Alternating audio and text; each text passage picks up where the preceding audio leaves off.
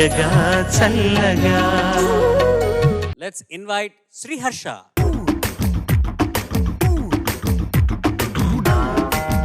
లైఫ్లో నీకు ప్రాబ్లం ఏంటి? యాజ్ ఆఫ్ నో అయితే ఏం లేదు సార్. కానీ సొసైటీని చూసినప్పుడు కొన్ని డౌట్స్ వస్తూ ఉంటాయి. ఏం డౌట్లు వస్తాయి అడుగు. అది పాట రూపంలో చెప్తేనే కరెక్ట్ ఏమో సార్. అడిగే. నీ ప్రశ్నలు నువ్వే ఎవ్వరో బదులివ్వరుగా, నీ చిక్కులు నువ్వే ఎవ్వరూ విడిపించరుగా. ఏ గాలో నిన్ను తరుముతుంటే అల్లరిగా, ఆగాలో లేదో తెలియదంటే చెల్లదుగా.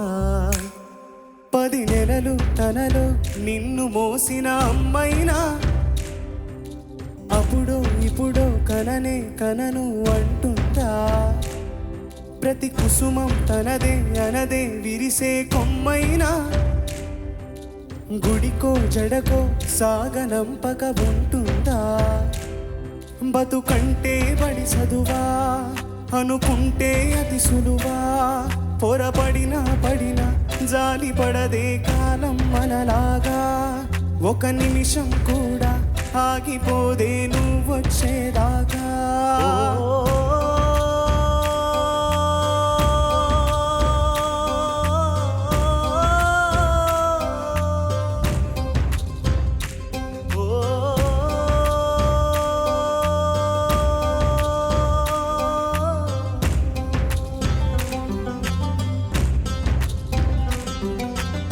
కలలుండని కడలేదని అడిగేందుకు తెలివుందా.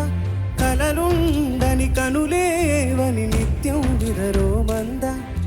గతముందని గమనించని నడిరేకి రేపుందా. గతితో చని గమనానికి గమ్యం అంటూ ఉందా. వలపేదో వల వేస్తుంది, వయసేమో అటు తోస్తుంది. గెలుపంటే ఏదో ఇంతవరకు వివరించే రుజువేముంది. ఓ సుడిలో పడు ప్రతినావా చెబుతున్నది వినలేవా.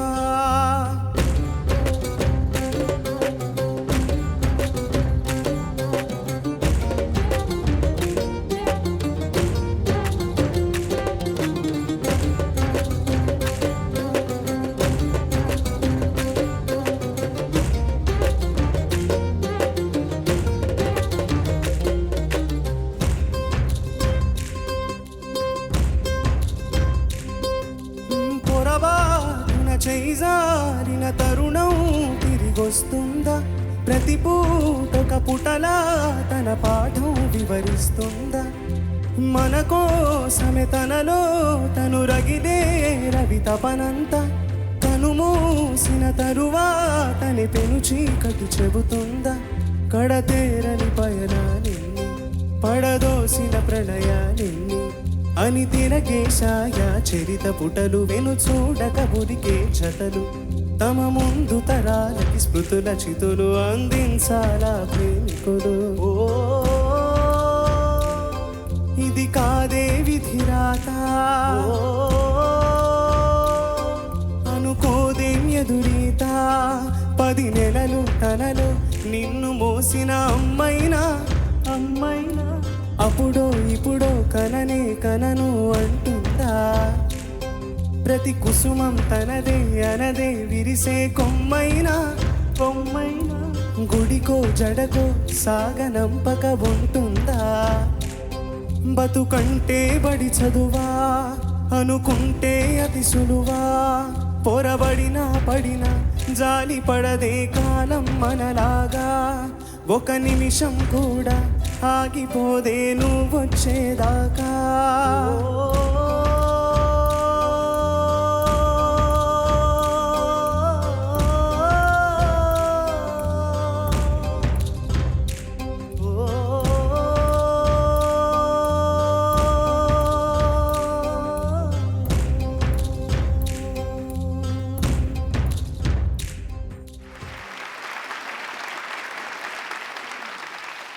శ్రీహర్ష.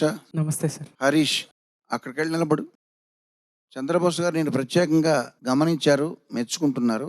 నేనేంటంటే అట్లాగా ఒక ప్రత్యేకమైన ప్రశంస పొందిన వ్యక్తి ఎక్కడో మారుమూలను నక్కడం ఎందుకు, ఫోకస్లోకి రావాలని చెప్పి ఇటు రమ్మన్నాను. Thank you so much sir.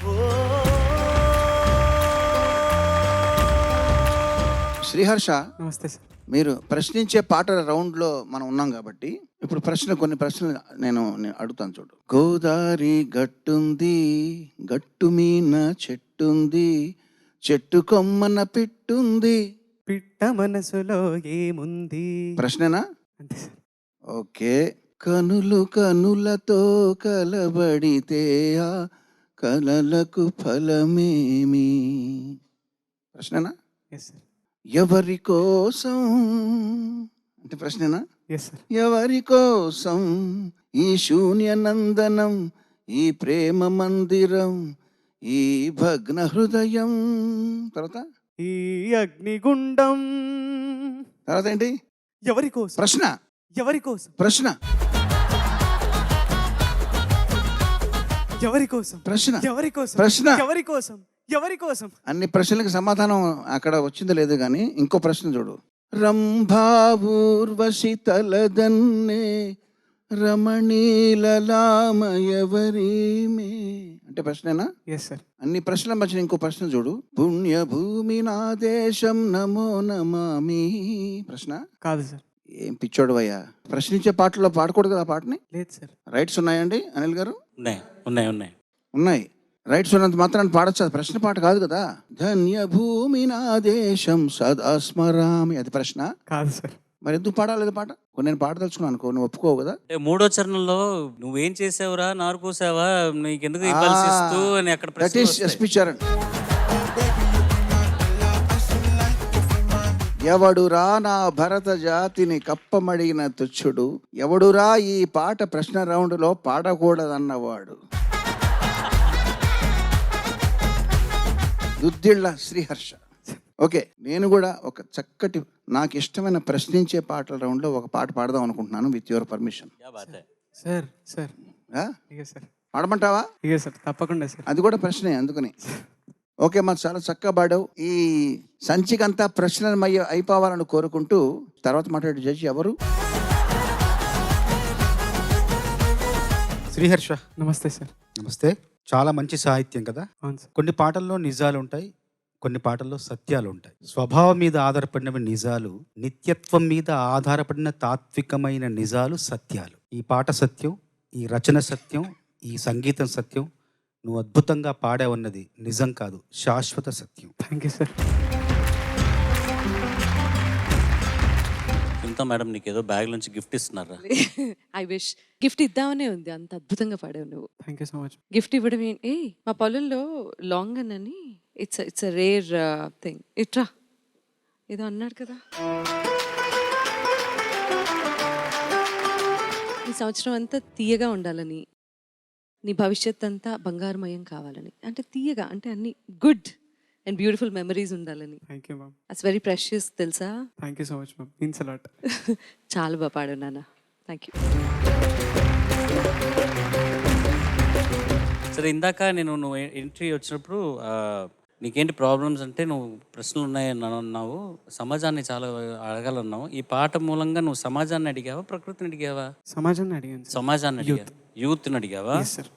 Okay, సమాధానం వచ్చిందా? సమాధానం ప్రశ్నలు అడిగేసావు, ఇంకా మీద సమాధానాలు అక్కడి నుంచి రావాలన్నమాట. You be the answer. నువ్వు కూడా యూతేగా.